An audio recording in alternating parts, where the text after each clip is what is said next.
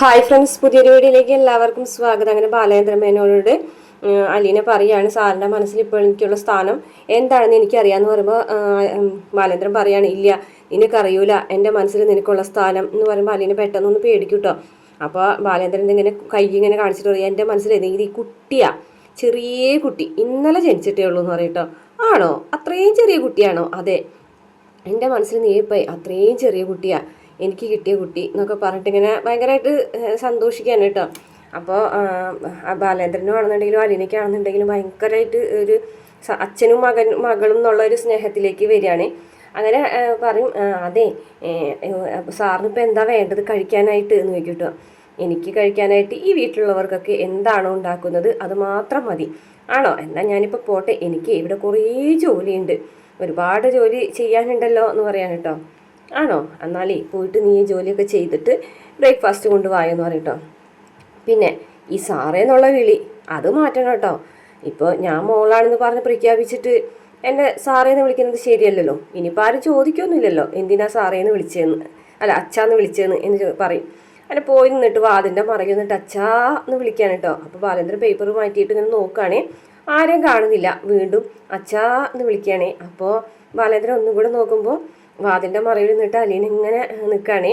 എന്നിട്ട് പിന്നെ അകത്തേക്ക് കയറി വന്നിട്ട് ചോദിക്കും, അച്ഛന് ഇന്ന് ഇഡ്ഡലിയും സാമ്പാറും വേണോ, ദോശയും ചട്നിയും വേണോ, പുട്ടും കടലയും വേണോ, ഇതിലേതാണെന്ന് വേണ്ടത് അച്ഛനെ എന്ന് ചോദിക്കും കേട്ടോ. അപ്പോൾ ബാലേന്ദ്രൻ പറയും, അച്ഛനേ ഇതിൽ 3 പ്ലേറ്റും 3 കൂട്ടം ഓരോ പ്ലേറ്റ് വീതം പോന്നോട്ടെ എന്ന് പറയും കേട്ടോ. അപ്പോഴേക്കും അലീന പൊട്ടിച്ചിരിക്കുകയാണ് കേട്ടോ. അങ്ങനെ അത് കഴിഞ്ഞ ശേഷം പിന്നെ കമലിനെയാണ് കാണിക്കുന്നത്. രാജീവേട്ടൻ അത്യാവശ്യമായിട്ട് ഒന്ന് ഇങ്ങോട്ട് വരേണ്ടി വരും, എന്താ കാര്യം എന്ന് ചോദിക്കേ.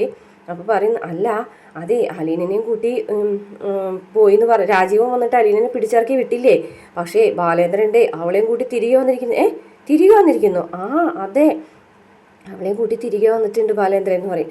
അങ്ങനെയാണെന്നുണ്ടെങ്കിൽ വൈജിക്ക് അവളെ അപ്പോൾ തന്നെ അടിച്ചിറക്കി വിട്ടൂടെ, എന്തിനാണ് അവളെ വെച്ച് പൊറപ്പിക്കുന്നത് അവിടെ എന്ന് ചോദിക്കും. വൈജി എന്ത് ചെയ്യാനാ, വൈജിക്ക് ഒന്നും ചെയ്യാൻ പറ്റില്ല. ഇതിപ്പോൾ പിടിച്ചാലും വലിയത് അളയിൽ നിന്ന് പറഞ്ഞത് പോലെയായി. ഇതിപ്പോൾ അവളെ ചില പ്രഖ്യാപനങ്ങളൊക്കെ നടത്തിയിട്ടുണ്ട് ബാലേന്ദ്രൻ. എന്ത് പ്രഖ്യാപനങ്ങൾ? അവളെ ബാലേന്ദ്രൻ്റെ വളർത്തുപുത്രിയാണെന്ന്, ദത്തുപുത്രിയായിട്ട് പ്രഖ്യാപിച്ചിരിക്കുകയാണെന്ന് പറയട്ടോ. ദത്തുപുത്രിയോ? ആ അതെ, ബാലേന്ദ്രൻ്റെ മക്കൾക്ക് ആ വീട്ടിലുള്ള എല്ലാ അവകാശവും അലീനയ്ക്ക് ഉണ്ടെന്നാണ് ബാലേന്ദ്രൻ പറഞ്ഞിരിക്കുന്നത്. അപ്പോൾ പറയുന്നുണ്ട്, ശിവൻ പറയുകയാണേ, അതത് വർത്താനാണ്, അങ്ങനെ ഒരു വർത്താനം എന്ന് ചോദിക്കുകയാണേ. അങ്ങനെയൊക്കെയാണ് പറയുന്നത്. ഇതൊക്കെ വൈജി എങ്ങനെ സഹിക്കുന്നോ ആവോ, എനിക്ക് മനസ്സിലാവുന്നില്ല. ഇതിപ്പോൾ രാജീവൻ വന്ന് ചെയ്തത് അബദ്ധമായി എന്നാണ് തോന്നുന്നത്. കാരണം ഇതിപ്പോൾ അവൾ ആദ്യമാണെന്നുണ്ടെങ്കിൽ അവിടെ വീട്ടിൽ വേലക്കാരിയായിരുന്നു എന്നുള്ളൊരു സമാധാനം ഉണ്ടായിരുന്നു. ഇതിപ്പോൾ ബാലേന്ദ്രൻ്റെ മകളായി എന്നല്ലേ പറയുന്നത്. അതപ്പോൾ കൂടുതൽ പ്രശ്നത്തിലേക്കല്ലേ കൊണ്ടുവന്ന് എത്തിച്ചിരിക്കുന്നത്. എന്തെങ്കിലും ഒരു പരിഹാരം ഇതിനുണ്ടാക്കിയേ പറ്റൂ. വൈദ്യരുടെ കാര്യം കുറച്ച് കഷ്ടമാണ് എന്ന് പറയും. അപ്പോൾ ഞാൻ അയാളൊന്ന് വിളിച്ചു നോക്കാം. വിളിച്ചിട്ടൊന്നും ഒരു കാര്യമില്ല. ശരി, എന്നാൽ ഞാൻ രാജീവനെ വിളിച്ചിട്ട് എന്താണെന്ന് വെച്ചാൽ തീരുമാനിക്കട്ടെ, നീ വെച്ചോ എന്ന് പറയുകയാണേ. അതിനുശേഷം പിന്നീട് ഫുഡ് കൊണ്ടുവരാണ് കേട്ടോ ബാലേന്ദ്രന്. അപ്പോൾ വാതിൽ മുട്ടിയിട്ട് സാറേന്ന് ആദ്യം വിളിക്കും കേട്ടോ. പിന്നെ പെട്ടെന്ന് അച്ഛാ എന്ന് വിളിച്ചിട്ട് വാതിൽ മുട്ടും. അപ്പോൾ ഇതെന്താ ഒരു പതിവില്ലാത്ത ചെയ്തൊക്കെ, വാതിലൊക്കെ ലോക്ക് ചെയ്തിട്ടിരിക്കുന്നത് എന്ന് പറയും. അപ്പോൾ പറഞ്ഞ്, അതേ വിളി കേൾക്കാനാ, നീ ആദ്യം സാറേന്ന് വിളിക്കുന്നത് ഞാൻ കേട്ടു, പിന്നെ അച്ഛാന്ന് വിളിക്കുന്നതും കേട്ടു. ആ വിളി കേൾക്കാൻ വേണ്ടിയിട്ടാണ് ഞാനത്, നീ എന്ത് വിളിക്കും എന്നറിയാൻ വേണ്ടിയിട്ടൊക്കെയാണ് ഞാനേ വാതിലടച്ചിട്ട്. ഞാനിപ്പോൾ പറഞ്ഞ കൊച്ചല്ലേ, ചിലപ്പോൾ ഒരു തെറ്റൊക്കെ പറ്റും എനിക്ക് എന്ന് പറയും. ആണോ, അങ്ങനെയാണോ എന്ന് ചോദിക്കും. അതെ എന്ന് പറയും. അങ്ങനെ എന്തായാലും അച്ഛൻ ബ്രേക്ക്ഫാസ്റ്റ് കഴിക്കുകയെന്ന് പറയും കേട്ടോ. അതൊക്കെ കഴിക്കാം. എന്നിട്ട് പറയുന്നുണ്ട്, അല്ല ഈ അച്ഛൻ എന്ന് പറഞ്ഞിട്ടുണ്ടല്ലോ, അച്ഛൻ്റെ സ്നേഹമൊന്നും കിട്ടിയിട്ടില്ലല്ലോ. ഇല്ല, അച്ഛൻ്റെ സ്നേഹമൊന്നും എനിക്ക് കിട്ടിയിട്ടില്ല. ഈ മോളെ ആരും ദത്തെടുക്കാൻ വരാഞ്ഞത് എന്തേ ആരും എന്ന് ചോദിക്കും. അപ്പോൾ പറയുന്നുണ്ട്, അത് ഒരുപാട് ആൾക്കാർ കൊതിച്ച് വന്നെന്ന് ബ്രിജിത്തമ്മി പറഞ്ഞിട്ടുണ്ട്. ഒരുപാട് ആൾക്കാർ ചോദിച്ചതാ, പക്ഷേ കൊടുത്തില്ല. എന്തിനു വേണ്ടിയിട്ടാണ് കൊടുക്കാതിരുന്നത്? ഈ അച്ഛന് തരാൻ വേണ്ടിയിട്ടേ കാത്തു വെച്ചതാ എന്ന് പറയും കേട്ടോ. അപ്പോൾ ബാലേന്ദ്രൻ, അത് കറക്റ്റ്, അത് നീ പറഞ്ഞത് കറക്റ്റായിട്ടുള്ള കാര്യമാണെന്ന് പറയും കേട്ടോ. ഞാൻ ബ്രേക്ക്ഫാസ്റ്റ് കഴിക്കാനായിട്ട് ഇരിക്കുകയാണ്. എന്നിട്ട് പിന്നെ വീണ്ടും ഇങ്ങനെ ഓരോ കാര്യങ്ങൾ സംസാരിച്ചുകൊണ്ടിരിക്കുക തന്നെയാണ് കേട്ടോ. അച്ഛനും മകളും എന്നുള്ള രീതിയിലേക്ക് മാറിക്കഴിഞ്ഞു രണ്ടുപേരും. എന്നിട്ട് പറയുന്നുണ്ട്, ഈ അച്ഛന് കൊടുക്കാൻ വേണ്ടിയിട്ടാണ് എന്നെ ഇതുവരെ കാത്തു വെച്ചത് എന്ന് പറയും. അങ്ങനെയാണെന്നുണ്ടെങ്കിലേ നീ ആ കയ്യൊന്നിങ്ങ് തന്നേന്ന് പറയും കേട്ടോ. അപ്പോൾ അലീനയ്ക്ക് മനസ്സിലാവുന്നില്ല കേട്ടോ എന്തിനാണ് കൈ നീട്ടാൻ പറയുന്നതെന്ന്. അങ്ങനെ അലീന ആ കൈയൊന്നങ്ങ് നീട്ടിക്കൊടുക്കുകയാണേ. എന്നിട്ട് കയ്യിൽ ബാലേന്ദ്രൻ ഒരു മുത്തം കൊടുക്കുകയാണേ. അപ്പോൾ അലീനയ്ക്ക് ഭയങ്കര ഒരു സന്തോഷം കൊണ്ട് കണ്ണൊക്കെ നിറയാണേ.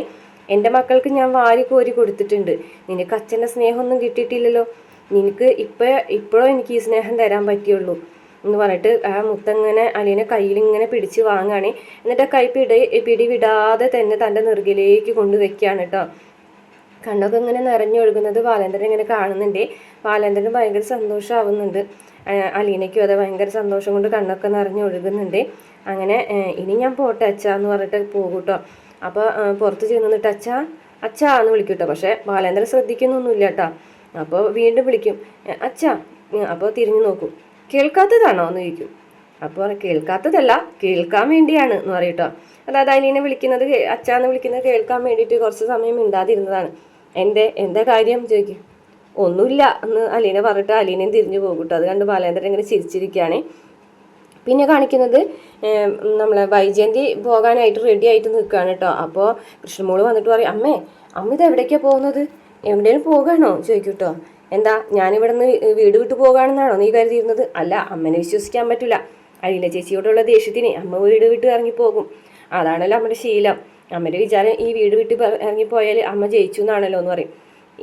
അപ്പോൾ വൈജയന്തി പറഞ്ഞു ഞാൻ ഈ വീട് വിട്ട് ഇറങ്ങിപ്പോകാനൊന്നും പോകുന്നില്ല, ഇറക്കി വിടുന്നവരിറക്കി വിടാനായിട്ട് എനിക്ക് നന്നായിട്ട് അറിയാമെന്നൊക്കെ പറയും.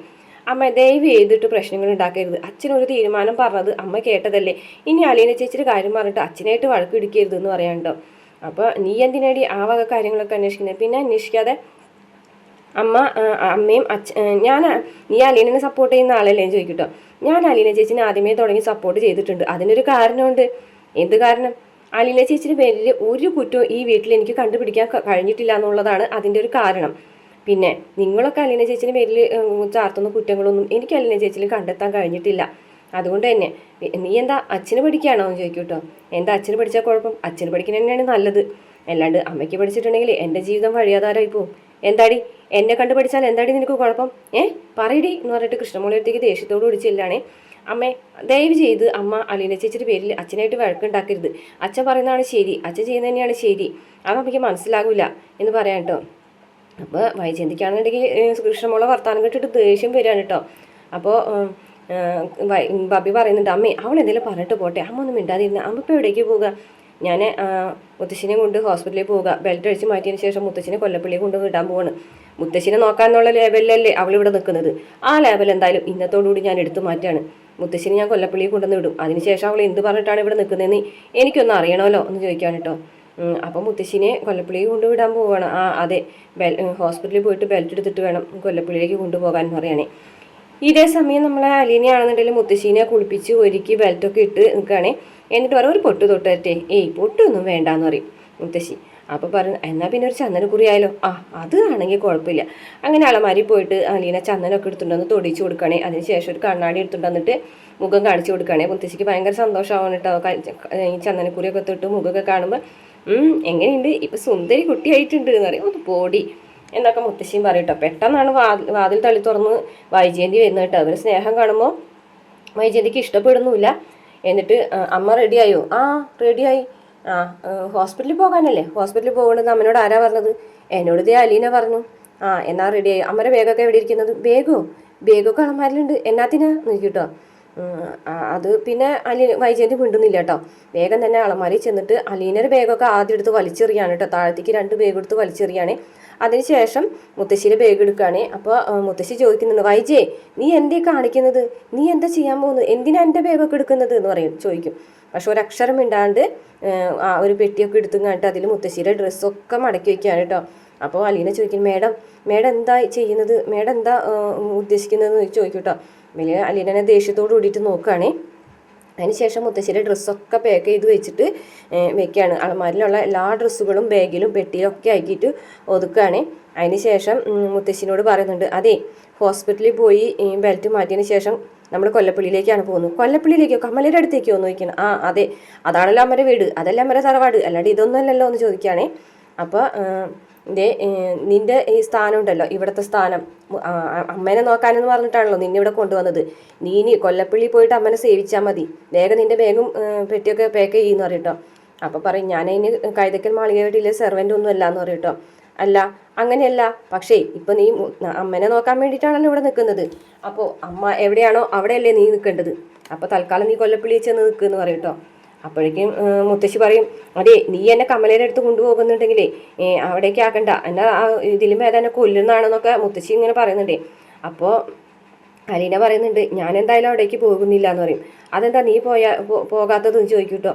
ഞാൻ ഈ വീട്ടിലേക്ക് കയറി വെറുതെ ജോലിക്കാരിയായിട്ട് തന്നെയാണ് കയറി വന്നത്. പക്ഷേ ഇന്ന് എനിക്ക് ആ സ്ഥാനമല്ല. പിന്നെ എന്നെ ഇവിടുന്ന് പിടിച്ച് വലിച്ച് പുറത്തിറക്കിയില്ലേ, അപ്പോൾ ആ സ്ഥാനം കഴിഞ്ഞു. നിന്നെ ഇവിടുന്ന് പിടിച്ച് വലിച്ച് പുറത്തിറക്കിയിട്ട് എന്താ കാര്യം? നീ തിരിച്ചിങ്ങോട്ട് വീട്ടിലേക്ക് തന്നെ കയറി വന്നില്ലേ? അതെ കയറി വന്നു. പക്ഷെ കയറി വന്നപ്പോൾ ഞാൻ ഇവിടേക്ക് സെർവൻ്റ് ആയിട്ടല്ല കയറി വന്നത്. നെടുമുറിക്കൽ ബാലചന്ദ്രൻ മേനോൻ്റെ മകളായിട്ടാണ് കയറി വന്നതെന്ന് പറയുന്നത് കാണിച്ചുകൊണ്ട് എപ്പിസോഡ് അവസാനിക്കുകയാണ്.